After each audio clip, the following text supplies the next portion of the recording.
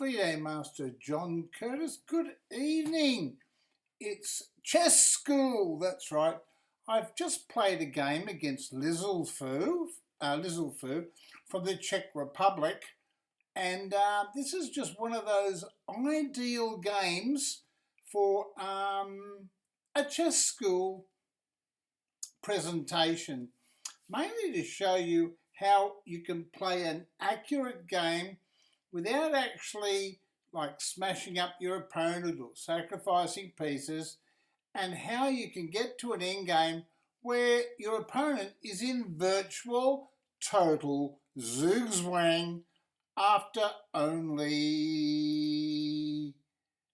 45 moves. It might seem a lot, but you'll find out. I played at 94.5% accuracy.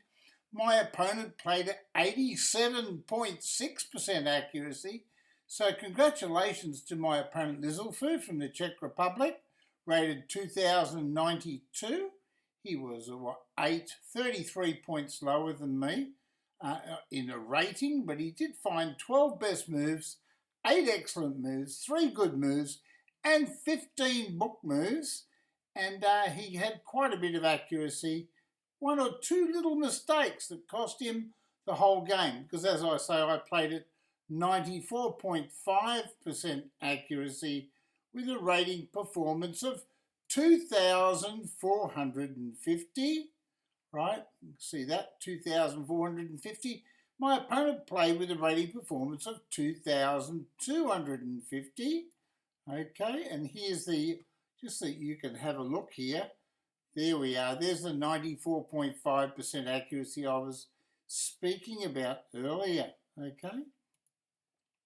So with that, we're going to show you the game, and hopefully we can learn something from it. I haven't myself yet looked at it on the analysis board with the chess.com AI.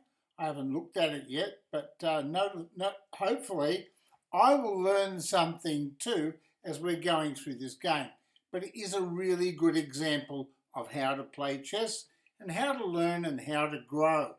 Okay, so I hope you enjoy this game. Right, okay, so I played e4, just a solid opening. He played c6, so we've got a CARO-KANN. It's a c6 supports the quick d7, d5 move, and to control the centre and challenge the e-pawn. Well, I played d4, my opponent played d5, and I played knight to d2, which is a book move. The idea is if he takes the pawn, the knight can recapture on a good central square. He played pawn takes pawn, so I recaptured, and he played bishop to f5, which is a book move and very natural, very common in the CARO-KANN. I played knight to g3. He played bishop to g6, which is a book move. I pushed the pawn onto his bishop, and here he played h6. So I continue with knight to f3, threatening the all-powerful knight e5, which he defends correctly. That's the correct book move. I think it's the only move in the position, or one of the only moves.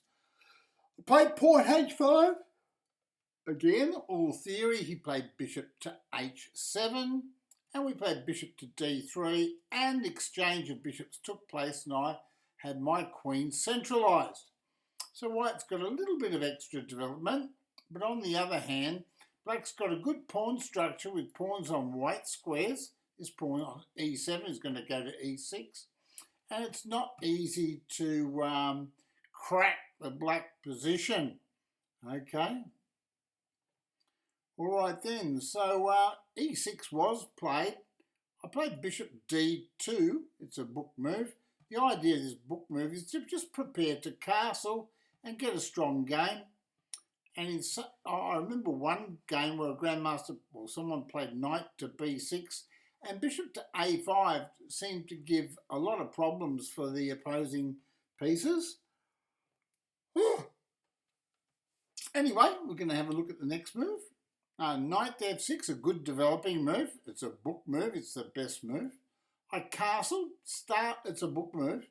I know it's not a star move. It's not a star move. He played bishop e7, another theoretical move. So we're right in the middle of theory. I played king to b1. This is why I've got this 94.5% accuracy. I do know a little bit about this opening. He played castles, all theory again. Well, he obviously goes wrong somewhere, but we'll find out where, won't we? I played knight e4, and this is the idea of trying to give a pawn sacrifice here. You move the knight here to enable this pawn to move up, and if they take the pawn, well, you can play rook here, and the two rooks might be able to get an attack against the king. That is the idea. He took the knight, the queen takes back, and he played knight f6. It's there that I played queen to e2, which is the book move. Now, the problem with going, there's other options, but queen to d3 presents the problem after c5, right? Because if I take the pawn, he'll change queens, and I haven't got a good game. So that's why we play the move queen to e2. He played queen to b6. This is queen to d5 is the main move, and the idea there would be maybe knight takes pawn or queen to e5, so he can change queens. But queen to b6, his queen is slightly out of place. Here I played g4, and I continue with my plan of sacrificing a pawn on the king side. Now he played knight h7, which is the book move. It's the best move in the position. So congratulations to my opponent, Lizalfous, to found that move, right? I played knight to e5, setting a good trap. Now, if he plays queen takes pawn, we can play bishop takes pawn, and we're discovering an attack on his queen. Okay? So what does he play in this position? Well, he plays rook on the A file to D8, and the engine is saying rook on the F file to D8 is better. Now, why would the engine suggest this? Well, perhaps because this bishop might be able to go back and defend the king on the F8 square if the other rook on F8 goes to D8 instead. That's what I'm thinking. I played bishop E3, and when I played this move, I saw this lovely little trick that if he tries to break free with C5, which is the natural break free move, I would have pawn takes pawn and then knight here, and I'll be forking his rook and queen. Well, he played it straight away, so he was not thinking. I'd only used just less than a minute, and as you can see, he used about a minute and a half. Probably thought he had to catch up on time, but there was plenty of time for the game. Most of the game had been played at a reasonable pace. I played pawn takes pawn. Now he's got a problem. This knight fork, he can't play bishop takes pawn. It's now, in this position that he saw, his error, the error of his ways. He played queen there, and here I played rook takes rook. It's not the best move.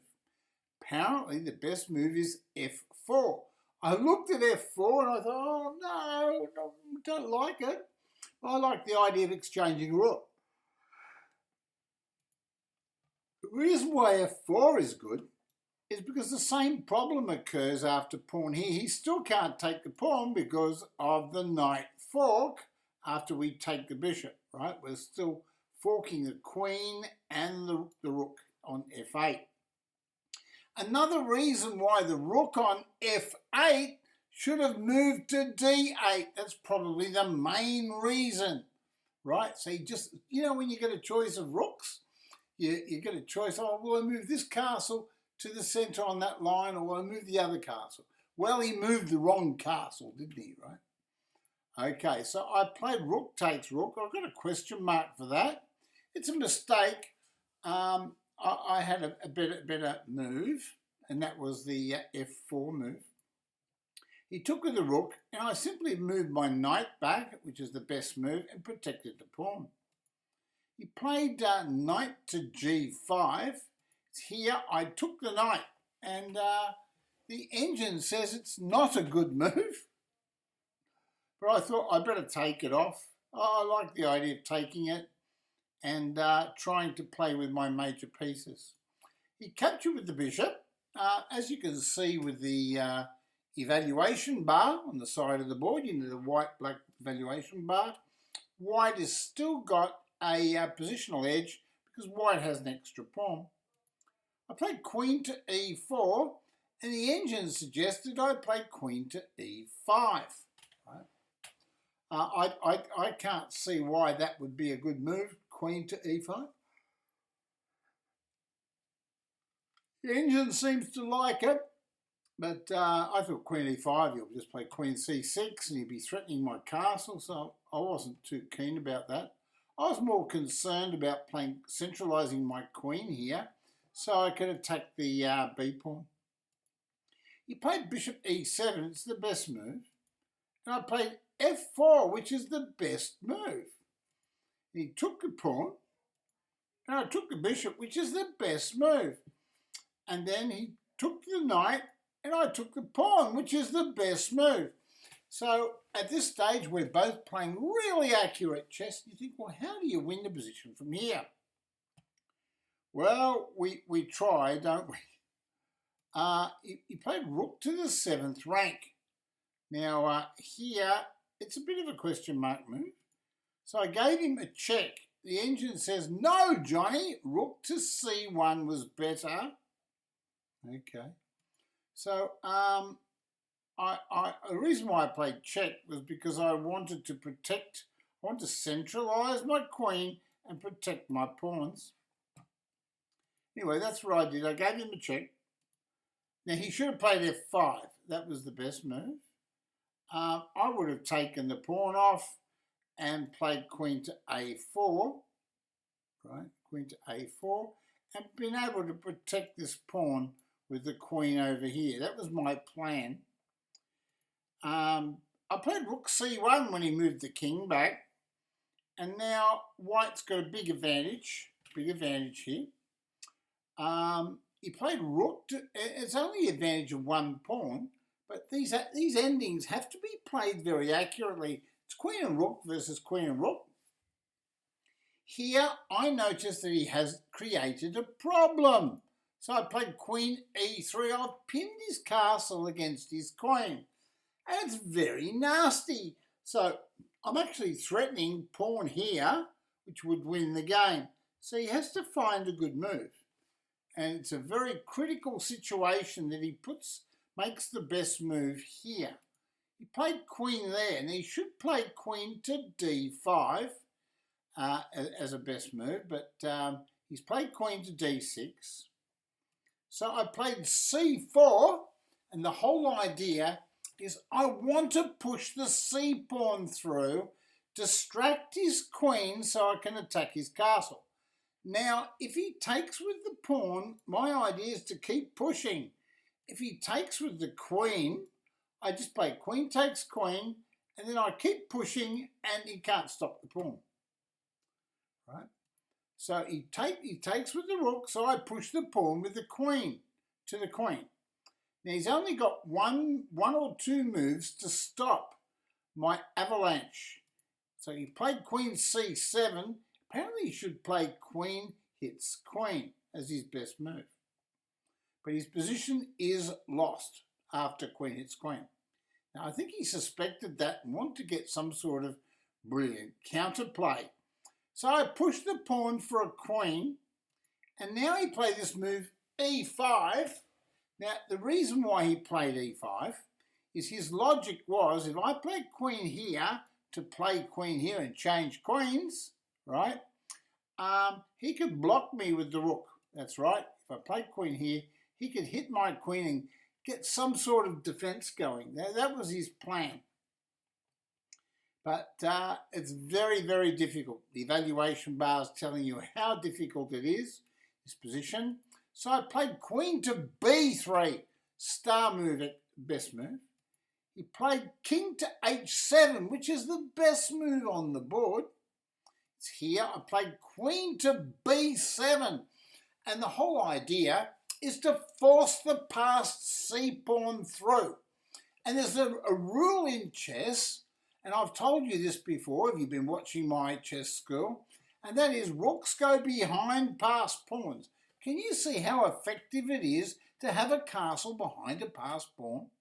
Okay, I'm sure you'll agree that this castle's very effective. Now he took the queen, it's the best move, the pawn takes, and he played rook here. Now it's unbelievable, but this position is total Zugzwang. But it's a matter of how you execute it. I played rook here, exclamation mark.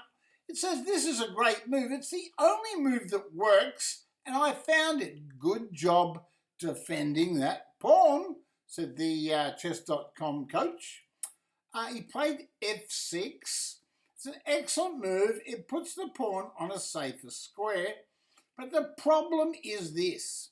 He can't push this pawn because we just take it. Okay. He can't take that pawn because we make a queen.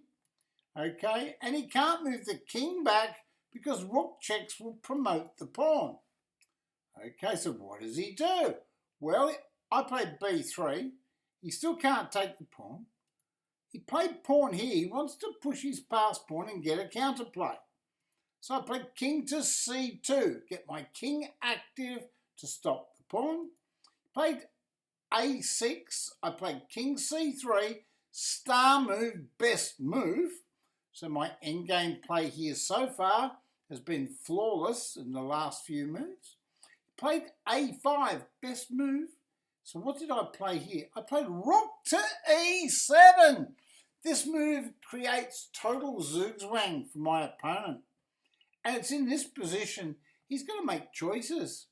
Well, he should push the pawn. And had he pushed the pawn, I would have just played king here and king takes pawn. So he played rook here. I played king to d4 to attack his central pawn. He played rook checks. I moved my king back. Star move, best move. And he's in Zugzwang. Remember, if he pushes this pawn, we take it. If he pushes this pawn, we take it. If the king goes back, we check.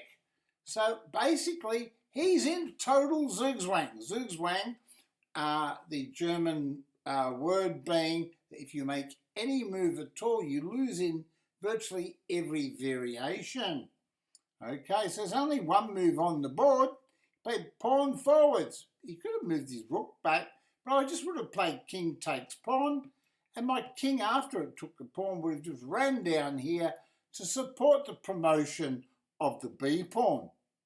So in this position I played pawn takes pawn. He can't even recapture with the rook, right? And it's here that my opponent resigned. And the chess.com coach has said, you made a passed pawn, meaning no opposing pawn can challenge it on its way to promotion. It said, I had a pretty competitive game there. Both of you played an amazing opening. It was an incredible middle game by both players. And my end game was precision. It was a cut above my opponent's. And that, my friends, was the difference. And one or two lessons from this, and that is rooks go behind passed pawns, okay? And passed pawns should be pushed, okay? So if you remember those two little rules in your general chess, if you're a beginner, you'll find that you'll win a few more endgames against your opponents of a similar level. I hope you enjoyed the video. Please thumbs up if you like the video. Give it a thumbs up on YouTube, or subscribe to my videos if you haven't already subscribed. And if you want to donate, the link to my PayPal is linked in the game description on the YouTube channel description of the game. Okay, ratings and all the rest of it, and the opening system. with that, I'm going to say arrivederci for now, and keep playing chess, keep enjoying your chess, and don't forget, you can get up to 40% off, I believe, off your chess.com membership if you subscribe for a year and you use my affiliate code. So I'll put that in the video description as well. So if you're a chess.com member and you see a diamond member and you want to have a diamond membership, well then if you do it for a year, apparently you can get up to 40% off your membership. So I'll put that link too in the description, in the game description on the video. Thank you very much for joining me, and I'll see you next time. Okay? Bye now. God bless you.